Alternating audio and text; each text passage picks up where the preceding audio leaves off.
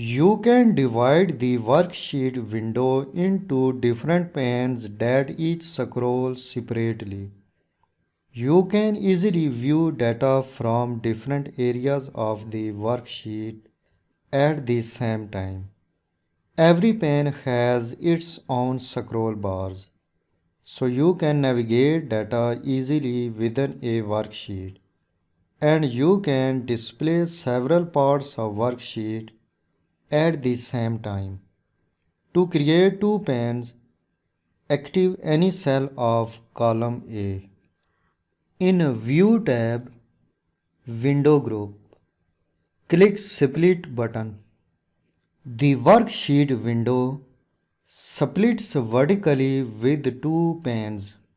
Every pane has its scroll bar.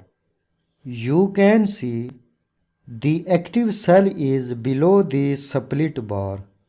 To remove these split panes from the worksheet, in Window Group, again click Split button. The split bar is removed and the worksheet looks again a single window. Active any cell of worksheet except column A. Click Split button.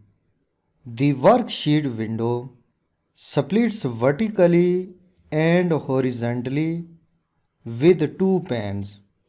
There are two scroll bars vertically and two scroll bars are horizontally. Scroll up bar of second pane vertically. Scroll right bar of second pane horizontally. Scroll down bar of first pane vertically. Scroll up bar of first pane vertically. Scroll right bar of first pane horizontally.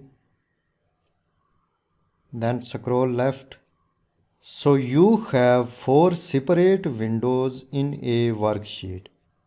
In this way, worksheet is splitted into panes.